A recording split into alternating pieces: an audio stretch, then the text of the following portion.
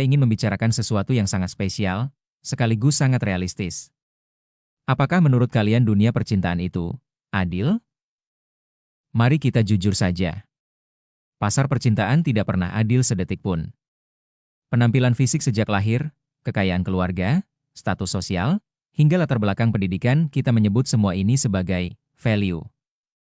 Jika diibaratkan dalam game, ada orang yang memulai pertandingan dengan keunggulan 5.000 gold dan item core yang sudah jadi, sementara yang lain berdiri di lane dengan tangan kosong, bahkan tidak punya uang untuk membeli satu potion pun. Ketika orang merasakan value gap yang luar biasa ini, mereka merasa putus asa. Mereka berpikir, dia level challenger sedangkan saya cuma bronze. Kalau saya mendekatinya, pasti bakal ditolak. Sikap pesimistis ini melahirkan dua tragedi, menyerah sepenuhnya dan menjadi jomblo abadi, atau maju tanpa perhitungan yang akhirnya berubah menjadi obsesi tidak sehat seperti stalking. Tapi teman-teman, ingat tidak momen paling mendebarkan dalam sejarah League of Legends? Itulah comeback victory, di mana sebuah tim membalikan keadaan mustahil meski tertinggal 10.000 gold dan menghancurkan Nexus musuh. Ikon dari comeback tersebut adalah T1. Hari ini, melalui pertandingan T1 versus KT pada 23 Januari, saya akan membedah macro percintaan ala sirkus yang akan membantu kalian menembus tembok tak kasat mata itu dan menghancurkan Nexus dari tipe ideal kalian. Pertama, mari kita lihat situasi hingga menit ke-15 pertandingan. Awal game 2 adalah skenario yang dirancang dengan sangat jelas oleh KT. Berdasarkan komposisi yang kuat dalam pertempuran awal, KT mengamankan prioritas di bottom lane, mengambil dragon pertama, dan selalu selangkah lebih maju dari T1 dalam rotasi jungle. Mereka terus memutus strategi macro T1. Saat itu, para komentator berkata, KT memegang prioritas di semua lane, T1 tidak bisa melakukan apa-apa. Mari kita terapkan ini dalam percintaan. Tipe ideal yang high value, itu sudah dikelilingi oleh pesaing-pesaing hebat. Sama seperti mereka mengambil dragon, para pesaing itu memberikan hadiah mahal, memamerkan mobil mewah, dan menggunakan kemampuan bicara mereka untuk merayu. Tahu tidak kesalahan terbesar yang dilakukan para jomblo di sini? Mereka berpikir, saya juga harus menunjukkan sesuatu, lalu memaksakan pertempuran tanpa persiapan. Mereka melancarkan serangan pernyataan cinta, confession attack, secara tiba-tiba, atau memesan restoran omakase yang sangat mahal, mencoba melakukan pertukaran damage, trade, yang tidak masuk akal. Hasilnya sudah jelas, kalian akan terkena solo kill. Kalian dicap sebagai orang yang memberatkan, dan benar-benar terhapus dari pikiran tipe ideal tersebut.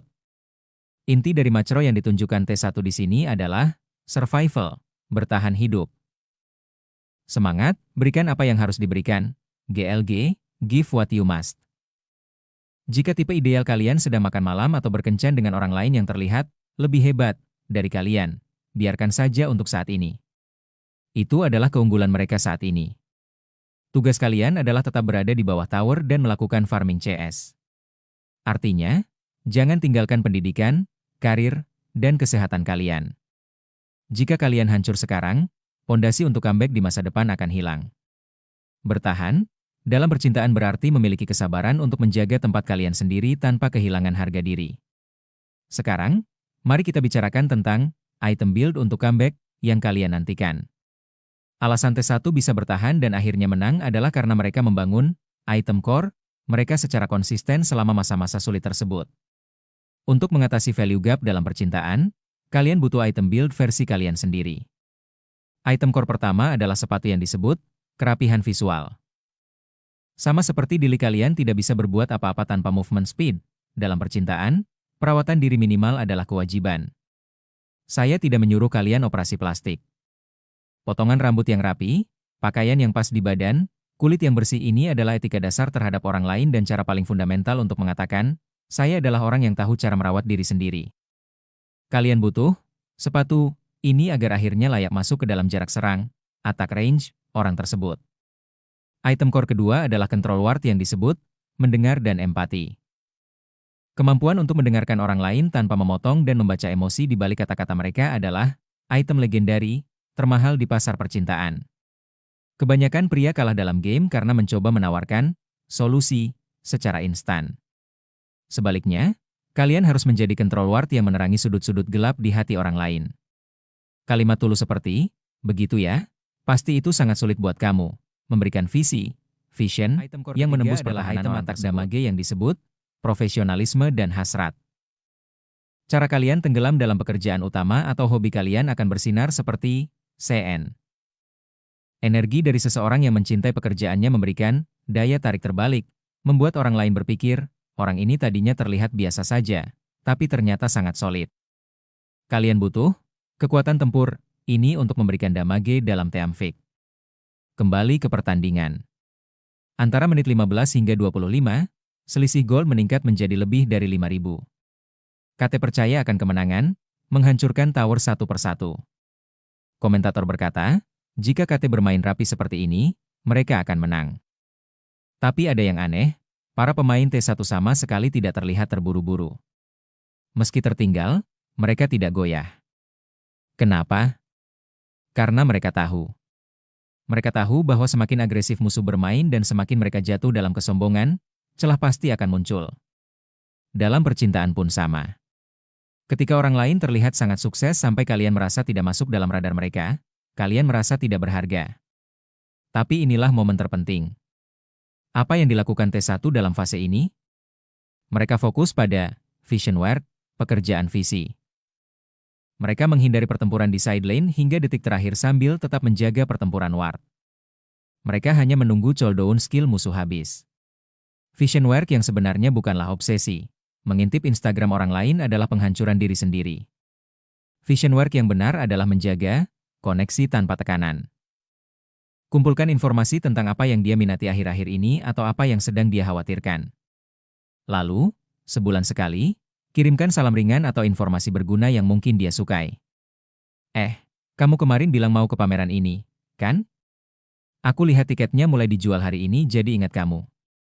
Gak perlu dibalas kok. Ini adalah deep ward. Orang tersebut mungkin tidak langsung berkencan dengan kalian, tapi dia menyimpan data itu di kepalanya. Orang ini sangat perhatian sama aku.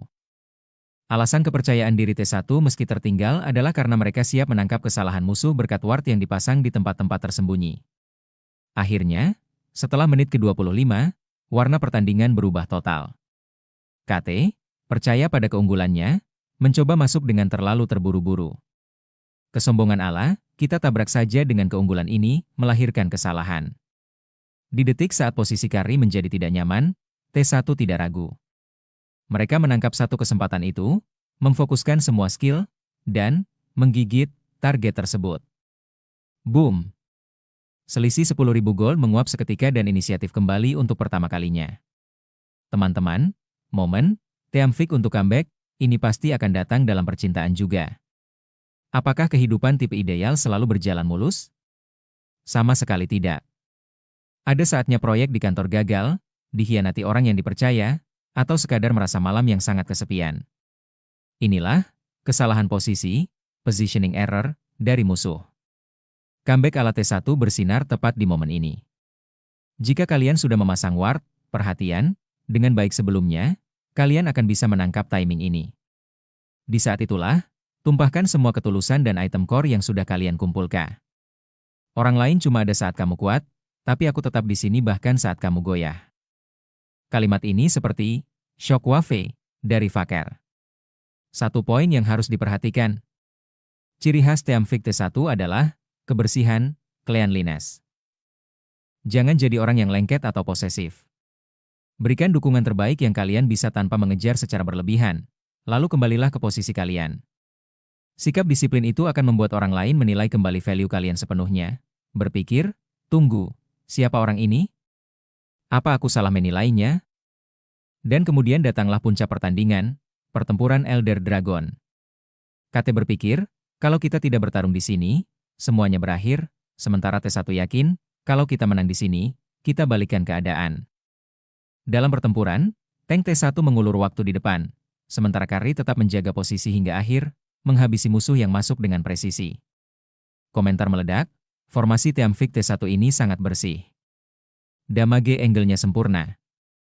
Dalam percintaan pun sama.